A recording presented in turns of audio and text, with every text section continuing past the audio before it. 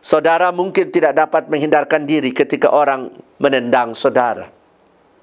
Tetapi saudara dapat menentukan arah kemana saudara pergi manakala orang menendang saudara. Shalom Bapak Ibu Jemaat Tuhan sekalian. Kita berjumpa lagi bersama Mimbar Unit Bahasa dan Budaya Gereja Masehi Injili di Timor. Di Minggu Sengsara, mari kita akan mendengarkan kebenaran sabda Tuhan dan kita mengawalinya dengan doa. Bapa di surga, dalam kerendahan hati, kami datang kepadamu, memohon penyertaan dan perlindungan-Mu dalam mendengarkan kebenaran sabda-Mu di minggu-minggu sengsara. Dan karena itu, dengan rendah hati kami memohon, bersabdalah kepada kami ya Tuhan, karena kami siap untuk mendengarkannya.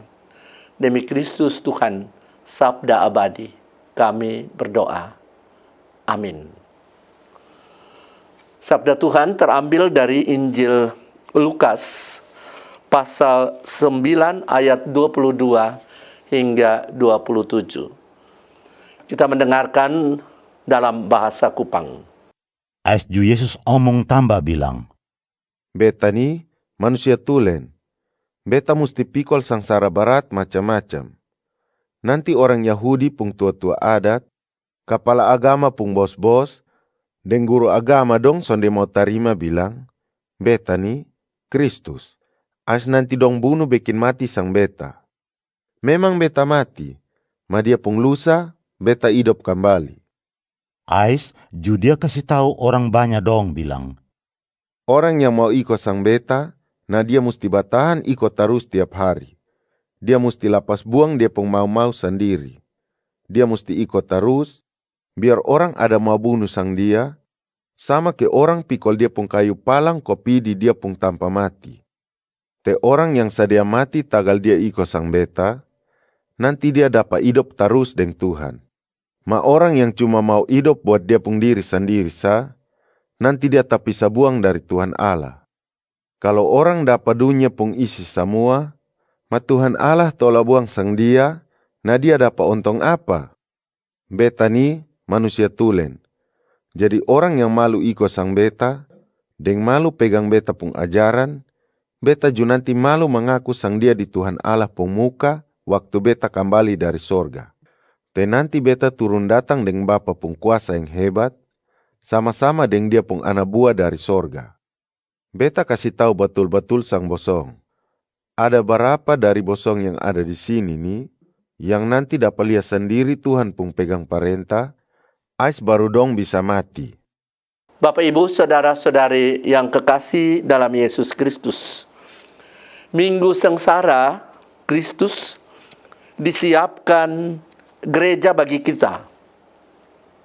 Tidak lain bertujuan agar semua orang percaya mengisi hari-hari hidupnya di minggu sengsara ini dengan perenungan mendalam tentang kebaikan Allah yang begitu luar biasa untuk manusia melalui dan di dalam Yesus Kristus yang rela menyerahkan dirinya bagi saudara dan saya.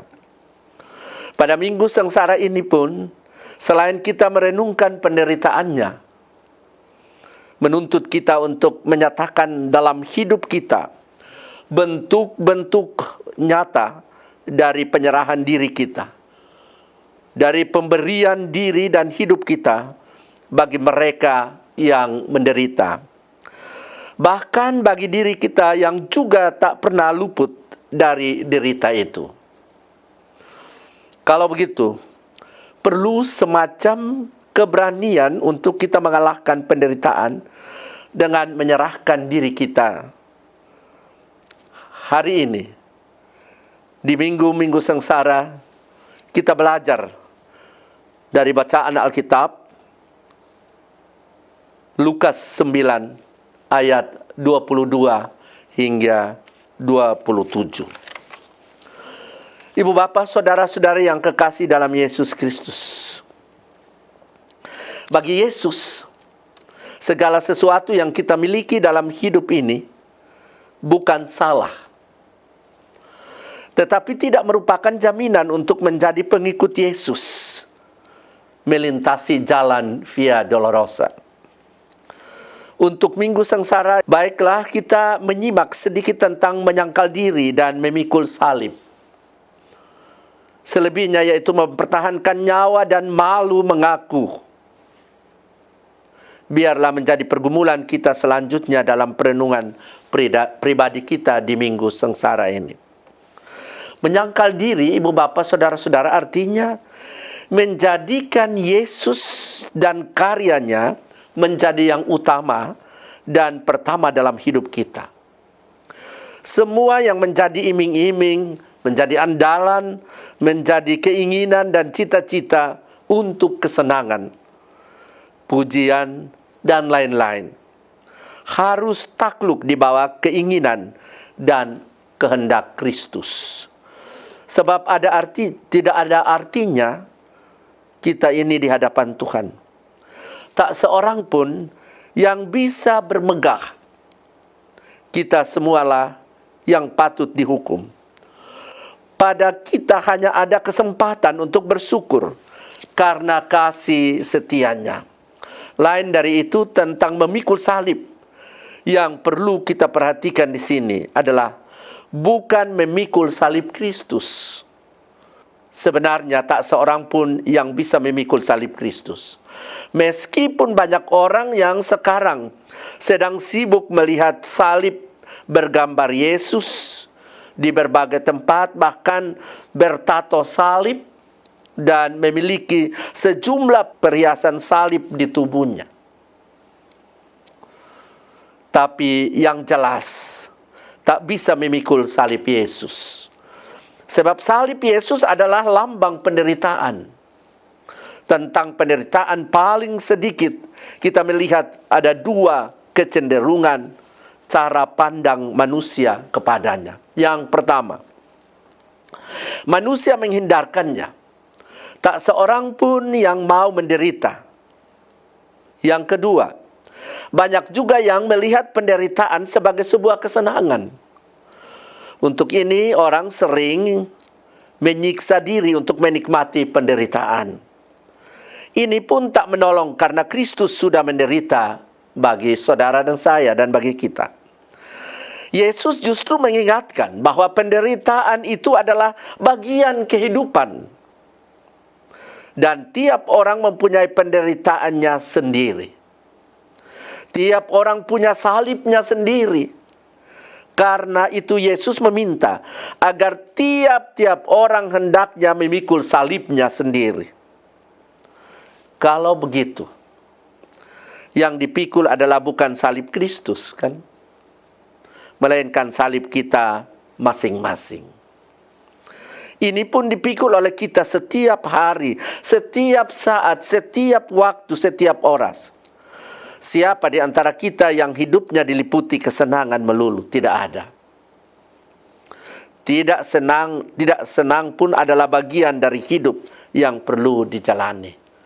Penderitaan, sukar, sulit, silih berganti. Itulah bagian dari hidup kita. Itulah salib. Dalam pekerjaan kita ada salib. Kita temukan juga pekerjaan-pekerjaan yang tidak menyenangkan. Kita sering menyerahkannya kepada orang lain dengan berdalih malas.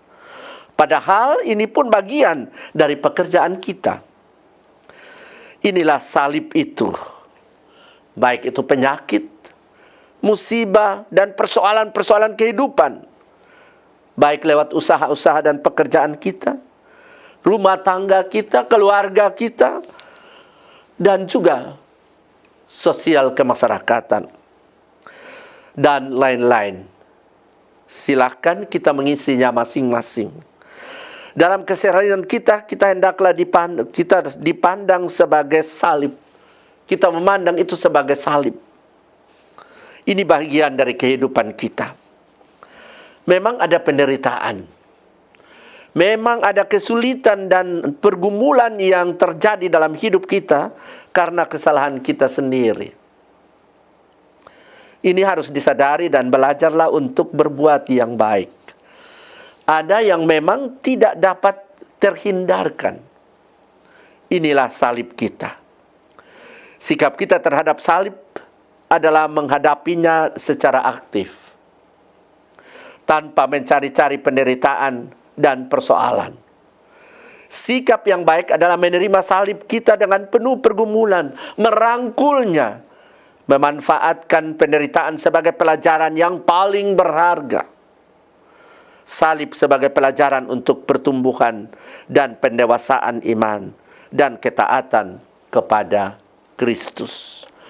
Jangan kita berpikir bahwa menjadi orang Kristen maka dengan sendirinya kita hanya tinggal menikmati hasilnya, dan kita tidak berhadapan dengan persoalan hidup, bahkan hanya tinggal disuapi saja. Yesus mengingatkan kita, kalau begitu ada minggu-minggu sengsara untuk kita merenungkannya. Yang sungguh berarti dalam hidup seseorang bukanlah apa yang terjadi pada orang itu, melainkan apa yang dilakukan sesudah itu. Saudara mungkin tidak dapat menghindarkan diri ketika orang menendang saudara, tetapi saudara dapat menentukan arah kemana saudara pergi manakala orang menendang saudara. Bukan menghindar atau menanggung penderitaan kesulitan, melainkan menggunakan kesulitan yang ada pada kita, lalu mencari jalan keluar dari kesulitan itu. Kita semua tahu bahwa tak seorang pun yang kebal terhadap penderitaan. Dan itu berarti penderitaan, kesulitan adalah alat untuk kita dibina, adalah alat untuk kita dikuatkan, adalah alat untuk kita dicerdaskan. Kesulitan menempa dan membentuk manusia, asal jangan cari penderitaan. Amin. Mari kita berdoa. Terima kasih Allah Bapa di sorga untuk kebenaran firman-Mu yang kami dengar. Ajar kami Tuhan untuk tidak berserah diri pada penderitaan, tapi lewat penderitaan kami belajar bagaimana bertumbuh dalam iman. Kami berusaha untuk menghindarkan diri dari penderitaan, tapi juga kami berusaha untuk merangkulnya sebagai bagian dari kehidupan kami untuk mendewasakan hidup kami. Tolonglah kami Tuhan untuk memahami bahwa penyerahan diri secara total atas tugas dan tanggung jawab yang Tuhan berikan kepada kami sebagai umat-Mu, untuk kami belajar dari penderitaan Kristus dan menjadi orang-orang yang mampu memikul salib. Dan karena itu kuatkanlah pundak kami untuk memikul salib kehidupan kami dalam ketaatan kepada Kristus Tuhan. Ini doa, ini sembah kami, ini harapan kami. Karena hanya dan di dalam anak-Mu Yesus Kristus sumber kekuatan dan pengharapan dunia, kami berdoa. Amin.